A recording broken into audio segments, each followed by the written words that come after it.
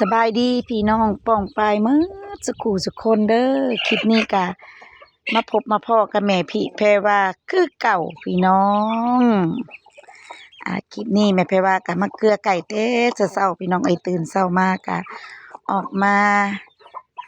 าเกลือเป็ดเกลือไก่เนาะพี่น้องเนาะแล้วก็สิ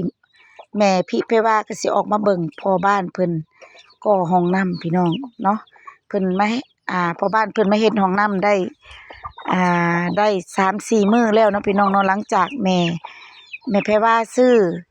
หินซื้อแห่ซื้อบล็อกไว้ไว้แต่โดนแล้วพี่น้องแล้วก็บ่ได้มาเฮ็ดเนาะบัดนี้เพิ่นก็เลยได้โอกาสบ่มีหยังเฮ็ดพี่น้องก็เลยค่อยเฮ็ดค่อยไปพี่น้องเนาะค่อยเฮ็ดค่อยไปเฮ็ดมื้อละหน่อยพี่น้องก็ขึ้นมื้อละนิดมื้อละน้อยเนาะคันสิจ้างก็บ่มีเงินจ้างพี่น้อง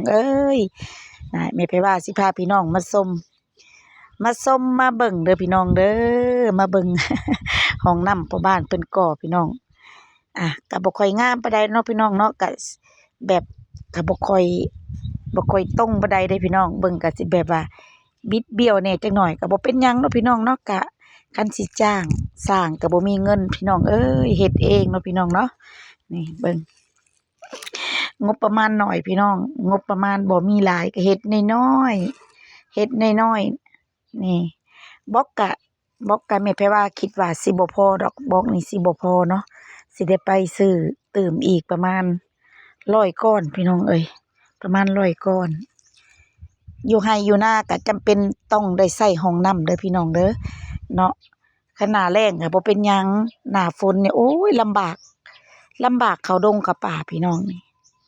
หน้าแล้งก็สิแบบเบิ่งอีหยังก็แห้งเหี่ยวไปเบิดเด้อพี่น้องเด้อแห้งเหี่ยวไปเบิดเนาะแบบว่าคือบ่มีน้ำเด้อพี่น้องบ่มีน้ำรดต้นไม้ต้นหญ้าแบบนี้เนาะคือแม่ไผว่านี่ก๊อกแม่ไผว่าเห็นบ่เนี่ยที่แม่ไผว่าถังใดถังน้ำนี่เห็นบ่ก็เอิ้นว่าบ้านแม่ไผว่าเอิ้นว่าถังน้ำเนาะพี่น้องเนาะก็คือว่าสร้างบาดาลนั่นแหละพี่น้องแต่ตอนนี้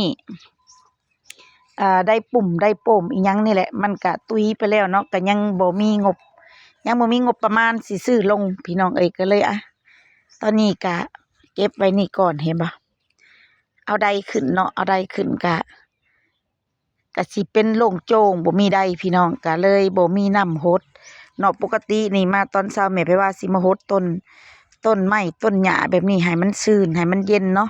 แล้วก็ต้นกอกต้นกล้วยแบบนี้บัดนี้พ่อบ้านเพิ่นมาก่อห้องน้ำพี่น้องพ่อบ้านเพิ่นมาก่อห้องน้ำเพิ่นต้องลงไปเอาน้ำอยู่ในหนองเด้อพี่น้องเด้อต้องลงไปหิ้วเอาน้ำอยู่ในหนองเนาะแล้วก็นี่คืออย่างเช่นต้นสะออกสะอมนี่ก็อดบ่ได้กินน้ำปีนี้เนาะรอคอยก่อนว่าขอเงินน้ำลูกก่อนว่าสิได้บ่เนาะพี่น้องเนาะเบิ่งแม่ไผว่าสิพาพี่น้องมา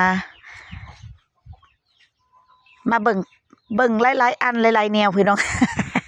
คือเถียงนี่ก็เห็นบ่พี่น้อง คือเถียงแล้วก็ปวกขึ้นนะพี่น้องเนาะปวกขึ้นก็ต้องมาลื้อออกใหม่หมดลื้อออกมาถิ่มมาเลยใหม่นี่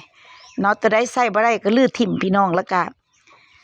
มีแต่ต่อไปก็หาเงินซื้อแป้นมาใส่ก็เอิ้นว่าไม้แป้นเนาะบ้านแม่ไผว่าเอิ้นแป้นเนาะนี่เนี่ยออกมาถิ่มหลายอันละก็สิซื้อใส่ตัวทีมันโล่งโจ้งสิซื้อใส่ประมาณ10แผ่นประมาณแหละพี่น้องเนาะแผ่นหนึ่งก็ประมาณ80,000กีบพี่น้องแต่สำหรับแม่ไผว่าก็ถือว่าแพงเนาะพี่น้องเนาะสำหรับแม่ไผว่าถือว่าแพงเพราะว่าบ่มีเงินนะพี่น้องย่างไปย่างมาก็พามาเบิ่งไก่อีกคือเก่าพี่น้องต้นเขาเอิ้นอีหยังต้นหน่อไม้ก้อหน่อไม้อยู่นี่ก็อดกินน้ำพี่น้องปกตินี่แม่ไผว่าสิรดน้ำเนาะรดน้ำต้นไม้นี่ก็คือรดต้นไม้นี่ให้มันสุ่มหน่อไม้ก็สิขึ้นพี่น้องบัดนี้น้ำบ่มีเนาะก้อหน่อไม้ก็แห้งแล้งบัดนี้โอ้ยบ่เป็นอันจะอยู่พี่น้อง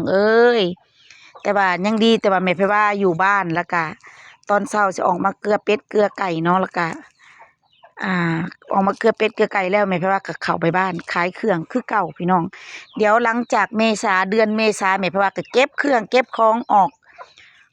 มาอยู่ไร่อยู่นาคือเก่าพี่น้องเนาะเพราะว่ามันหลังจากอ่าเดือนเมษาแล้วมันจะเข้าฤดูทำไร่ทำนาเฮาก็ต้องได้เก็บเครื่องเก็บของมาอยู่ไร่อยู่นาบัดนี้มาเฮ็ดไร่เฮ็ดนาขายเครื่องอยู่นาพี่น้องแต่ว่าหน้าแล้งนี่แม่ไผว่าต้องเปิดร้านขายอยู่บ้านเนาะพี่น้องตอนนี้ก็ พาพี่น้องมาเบิ่งไก่พี่น้องเอ้ยไก่ก็บ่หลายปานใดอุ้ย2 4แม่นั่นมีอยู่ประมาณ3โตวแม่นี่มีอยู่1โตวเนาะปกติแม่ไผว่ามีไก่หลายเด้อแต่ว่าปีนี้บ่มีหลายปานใดไก่มีแค่นี้เนาะมีแค่นี้แต่เป็ดแม่ไผว่าหลายเป็ดแม่ไผว่าหลายเป็ดนี่ขายยากพี่น้องเนาะคันแม่นขายง่ายก็สิบ่เหลือดอกนี่เป็ดแม่ไผว่าก็เห็นบ่เป็ดแม่ไผว่านี่เลี้ยงเป็ดเลี้ยงไก่พี่น้องแต่ไก่บ่มีหลายเนาะก็สิพาพี่น้องชมไปเรื่อยๆเบิ่งไปเรื่อยๆอันนี้คืออ่าไม้ที่แม่ไผว่าเตรียมสิลงสวนสาลีเนาะพี่น้องเนาะว่าสิลงปลูกสาลีพอดีพ่อบ้านเพิ่นเจ็บหัวคอกหัวเข่าปวดเข่าก็เลยบ่ได้ลงพี่น้องก็เลยปีนี้โมฆะยกเลิกเนาะพี่น้องก็ถือว่าบ่ได้ปลูกถือว่าบ่ได้ปลูกผักปลูกหญ้าเด้อปีนี้เด้ออยู่บ้านเนาะนี่เห็นบ่เตรียมไม้เตรียมหยังสิลงเรียบร้อยแล้วพอดีพ่อบ้านเพิ่นเจ็บเข่าก็เลยยกเลิกเนาะก็เลยแบบบ่ได้ปลูกอีหยังเลยปีนี้พี่น้องเอ้ยมีแต่ขายเครื่องขายของเนาะนี่แม่นไผว่าซื้อแห่ซื้อทรายหลายๆอย่างพี่น้องเอ้ยมาอยู่นานี่ก็สบายเนาะสบายจิตสบายใจคือมันแบบเงียบสงัดพี่น้องเนาะเงียบสงัดคือแบบว่าอ่ามันบรรยากาศสดๆเลยพี่น้องบ่มีเสียงอีหยังอย่างน้อยก็บ่มีเสียงอนบ่มีเสียงดังอะไรพี่น้องเนาะถ้าผู้ใดมักอยู่เงียบมักอยู่เงียบมักแบบอยู่แบบว่าอยู่แบบกับอ่าธรรมชาติแบบนี้ได้ยินแต่เสียงเป็ดเสียงไก่เสียงนกเสียงกาไปนี่มันอยู่ไร่อยู่นาเด้อพี่น้องอันนี้คือแห่คือทรายเนาะแม่ไผว่าซื้อไว้ได้1 ปีเต็มๆจังได้มาเฮ็ดห้องน้ำพี่น้องเพราะว่างบประมาณบ่มีเก็บหน่อยเก็บเน็กเนาะเก็บเล็กเก็บหน่อยตื่มกันทีละเน็กทีละหน่อยพี่น้องแม่ไผว่าก็พาพี่น้องมาเบิ่งมาชมให้นาตะกร้าแม่ไผว่านี่ล่ะพี่น้องถ้าหน้าแล้งก็บ่เป็นตา บ่เป็นตาเบิ่งตาชมปานใดเนาะถ้าหน้าเฮ็ดไร่เฮ็ดนานี่มันแบบมันถ่ายทำมาทางใดมันก็เห็นต้นข้าวต้นอีหยังแบบว่ามันเขียวอุ้มทุ่มยามแล้งมันสิแบบมันสิเป็นแบบนี้พี่น้องทำนองแบบนี้เนาะมาฮอดนี้แม่ไผว่าก็ขอลงมาฮอดนี้แม่ไผว่าก็ขอจบลงเพียงแค่นี้เด้อพี่น้องเด้อเว้าก็บ่เรียนบ่ไหลปานใดเพราะว่าบ่ได้บ่ได้บ่ได้ออกมาอัดคลิปยาวเนาะ แต่โดนแล้วก็สิลงๆลืมๆแหน่จังหน่อยเนาะนี่โอเคบ๊ายบายเด้อพี่น้องเด้อคลิปหน้าเจอกันใหม่บ๊ายบาย